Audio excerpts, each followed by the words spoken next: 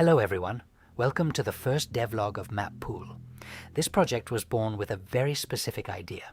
What would happen if we used the mechanics of billiard games, not to pocket balls, but to conquer a territory? MapPool is a strategic control game where the map is divided into regions. The objective isn't to score, but to strategically position and conquer zones.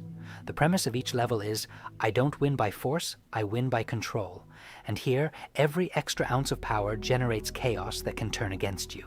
It's a minimalist game of planning, risks, and understanding the physics of the board. First of all, I want to tell you how all this came about. I'm what you'd call a solo dev, a hobbyist. My professional life is in a completely different field, and my weekly development time is very limited.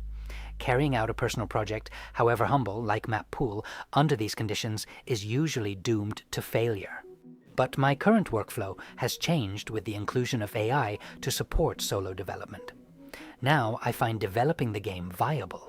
AI allows me to prototype and test ideas at an astonishing speed. In programming, its technical knowledge surpasses mine in all facets, quickly and efficiently solving a large part of the code. It's literally what makes this project viable. However, I'm clear on one thing. As the system gets more complex, relying on AI to solve the whole thing just doesn't work. And I also want MapPool to be my game, with my concepts, my successes, and, of course, my mistakes. I'm not searching for games automatically generated by AI, I'm pursuing my own vision. To me, AI functions like an advanced GPS system. It is a tool possessing an unprecedented potential that we absolutely must learn to utilize.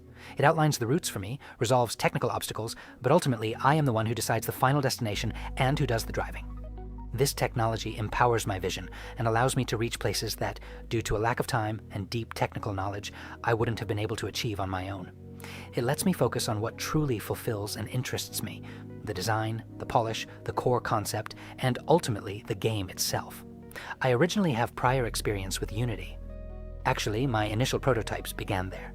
However, I chose to try Godot as a learning experiment, and what began as a simple test completely transformed my workflow. Godot's nodes, its signals, the GDScript functionality, its overall performance, and its fundamental philosophy of use all perfectly resonated with what I'm truly looking for in an engine for a project of this nature, especially since I have a very clear and specific vision for it. I genuinely don't require hyper-realistic graphics or overly complex animations. This is a minimalist game. At one point during development, I doubted whether to return to Unity, but after the initial concept tests in Godot, I made a very clear decision that the result was sufficiently good. And for me, sufficiently good is the golden rule of this development. It's a project without exaggerated artistic ambitions. After all, modeling a sphere is within anyone's reach. I focus on basic shapes and a clean aesthetic, so I can pour all my effort into what truly matters to me: physics, strategy, and puzzles. When it comes to code, I've learned one thing: there are no shortcuts. I write and review every function to ensure the system remains stable and scalable. It's tempting to ask AI to generate full scripts and complex systems from a single prompt, but in the short term, the project becomes unstable and inconsistent. Throughout this project, I face many design decisions for which there are no right or wrong answers, but rather choices that define MapPool's identity. Questions, questions, and more questions. In MapPool's case, 2D or 3D, I opted for 3D in Godot with a top-down view, gaining a professional finish and lighting effects at the cost of a higher technical load. Full trajectory or first bounce?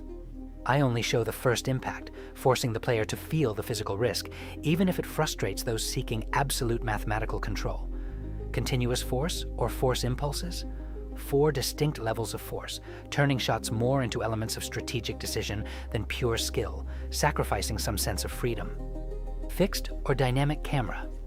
Top-down and fixed, allowing a tactical, near 2D board reading at the cost of limiting level size.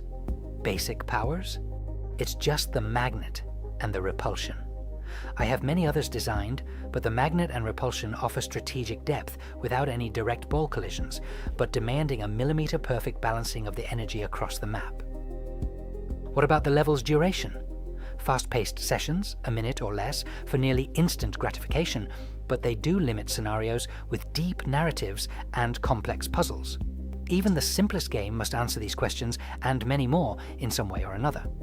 For the vertical slice, I've completed between 12 and 16 levels. The entire map is always displayed on screen, with no scrolling or zooming, which forces the player to process the board as one complete strategic piece.